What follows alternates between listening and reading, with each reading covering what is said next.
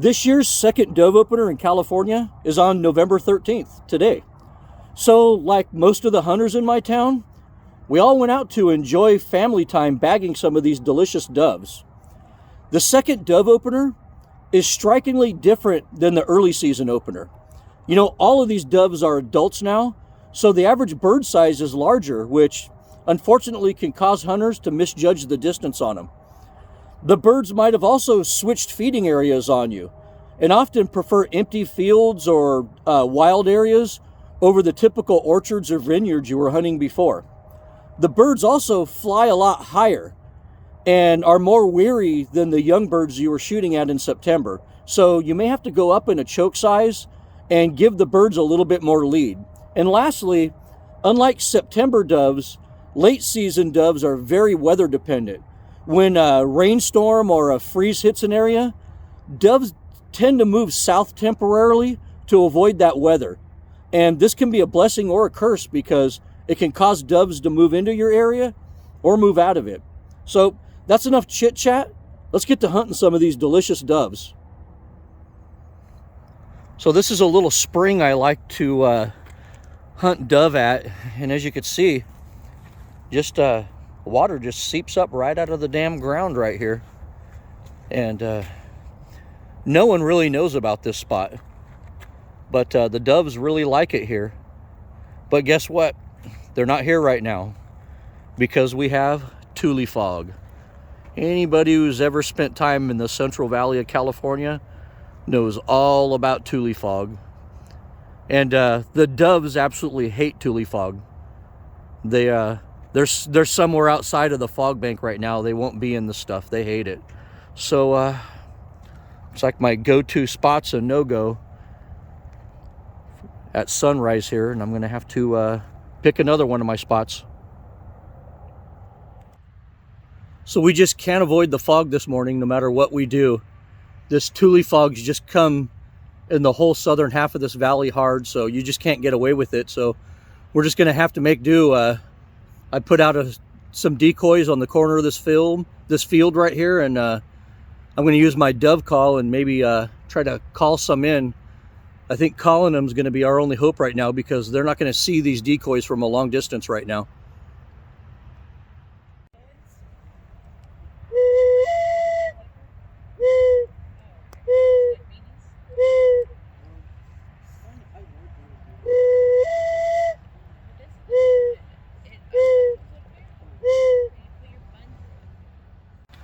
We have my youngest son, Troy, hunting with us today. I don't know if you've seen him on my channel or not yet, but we're out here getting ready to slay some doves this morning. So this is a gun rack that I made myself years ago. And it's perfect for these dove hunts because when we go out to retrieve birds or do anything, we don't have to put our guns down in the dirt or on the ground. So take my little homemade gun rack with me. I have my spread out right now, and it looks excellent. This is a great looking spread out, but it's just too damn foggy. The birds aren't going to see it from a distance and come over here, so I think I'm going to have to start walking through this field and try to jump shoot some doves.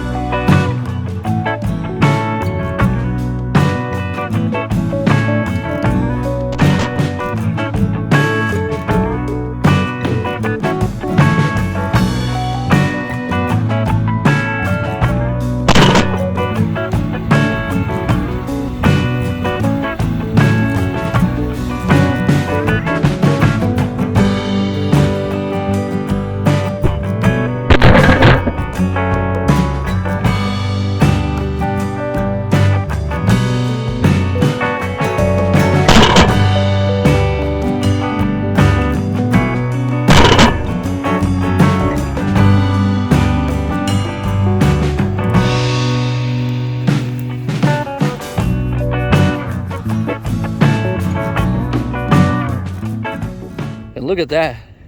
Troy just popped a huge Eurasian collared dove. I mean, that thing is a monster. That's a big dove, man. Huge. Took 2 shots. And this is my take so far this morning. And this is what I got so far. So only need a few more birds here to get my limit. So it might be a quick morning. And this is Troy's take this morning. But things are looking up. Let's go get some more. Look at that big old Eurasian collared dove right there.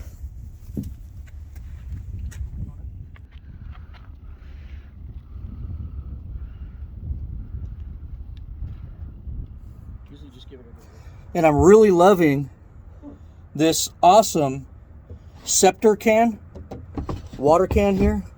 Always take it with me now. Now when I clean out my birds and stuff, I don't need to use stupid water bottles or anything. I just use this, and it makes my breasts nice and spick and span and ready to bag up. So I highly recommend these water cans. And if you're wondering why I have this wing on here, in California, if you process your doves in the field and you're not immediately cooking them, you need to leave either the head or one fully feathered wing on. And you know, I strip these out, just pull out the head, everything at one time, so it's easier just to leave one fully feathered wing on it.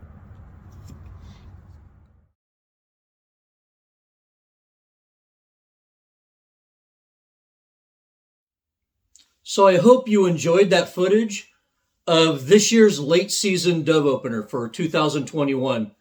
Now I'm going to get into some late season tactics for hunting late season doves. As I mentioned in the prologue to this video, late season doves behave differently than those early season doves. In September, most of the doves you're shooting are juvenile birds. Those young birds are really easy to draw into decoy spreads and tend to have little fear of hunters most of the time. In September, bird numbers are also at their highest. And, you know, quite frankly, September dove hunting is pretty easy. Now, November birds are much different.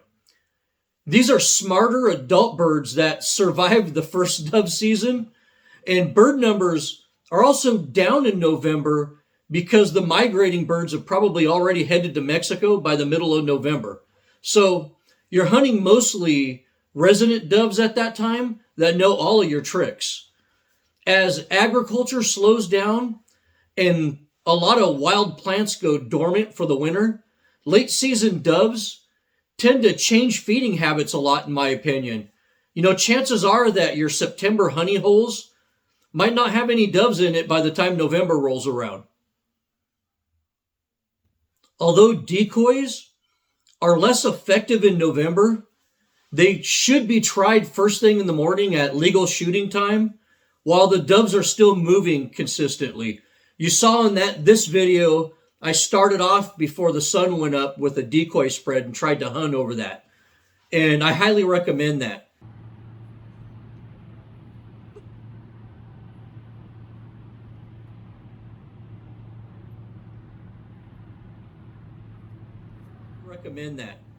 If the doves are ignoring your decoys, well, it's time to employ the late season standby for dove hunting, jump shooting doves in the fields. And you also saw that I transitioned to that later on in the morning. In my area, doves transition from feeding in most of the agriculture plots to feeding on the seeds of wild weeds, mostly. So open fields often produce more doves in the late season, but these doves can also see you coming from a distance, so they're often very wary. When you're forced to shoot these doves out of the fields, your chances increase greatly if you hunt with 2 or 3 other hunters and drive the birds to each other.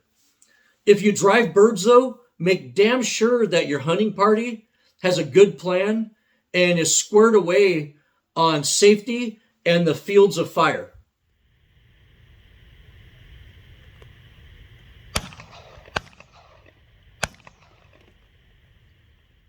Since doves act differently and often feed in different spots during the late season, you need to do some scouting before the late season starts. I actually scouted more than usual before this dove opener this year, and I found that most of my usual spots had very few doves in them late in the season, so I had to find some new spots. So I'm out here scouting for doves, and I found this field over here, and this is actually county property. It's like they did some fire control out here and tried to plow that. There's a dove right there. And this field, it was recently plowed by the county. Look at that, it is just full of doves. It's just coming alive with doves. Look at that. Look at that.